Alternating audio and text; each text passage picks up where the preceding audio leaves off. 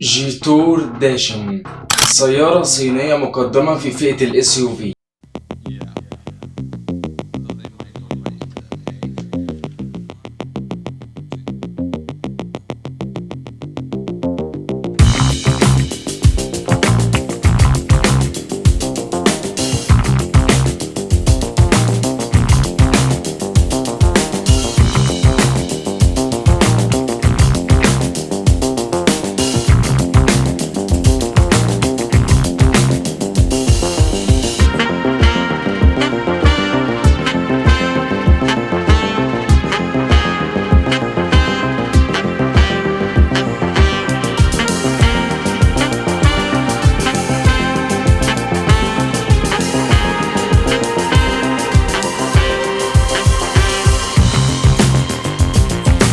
السلام عليكم ورحمة الله وبركاته، ازيكم عاملين ايه؟ يا رب تكونوا بخير. انا عمرو مجدي، وفي الفيديو ده هنتكلم عن جيتور داشنج الجديدة 2023.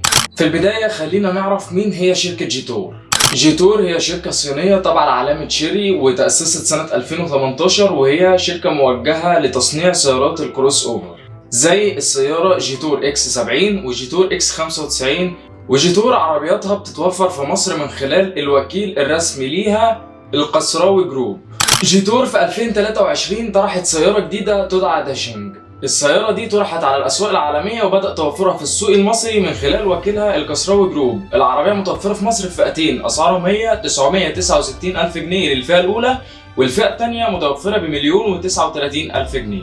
دي جيتور داشنج الجديدة. العربية دي بتصنف كومباكت كروس اوفر مدمجة.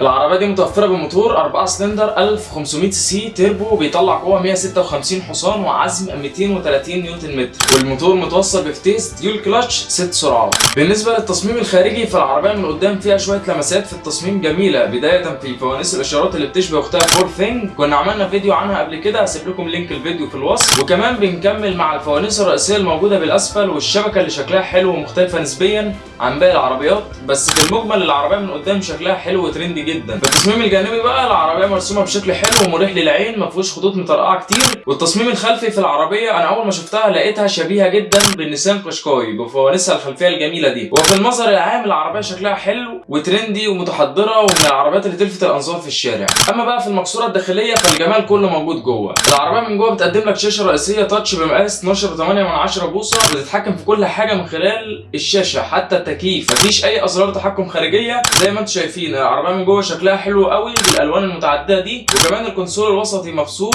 بشكل مميز جدا، ومساحات الركوب الواسعه. بس انا عندي تعليق بس على شاشه العدادات، ان هي صغيره حبتين، كانت محتاجه تكون اكبر من كده شويه. بالنسبه لتجهيزات العربيه فيها كرسي كهرباء للسائق، وعجله متعدده الوظائف، وكاميرات 360، وحساسات ركن خلفيه. بالنسبه لتجهيزات الامان، العربيه بتيجي وسائد هوائيه، ABS نظام منع انغلاق الفرامل، وABD نظام توزيع قوه الفرمله على العجلات، وESP نظام الثبات الالكتروني، ونظام مراقبه ضغط الاطارات TBMS، وتجهيزات تانية مختلفه. بس كده دي كانت نظره سريعه على السياره جيتور داشنج. اكتب لنا رايك في الكومنتات، هل العربيه دي هتقابل نجاح كويس مع العملاء بالنسبه للسوق المصري ولا لا؟ بس كده، شكرا لكم على المتابعه، اتمنى يكون الفيديو عجبكم. ما تنسوش لايك وشير للفيديو، وكمان تتابعونا على فيسبوك وتيك توك، وتشتركوا في القناه على يوتيوب. اسيب لكم اللينكات في الوصف.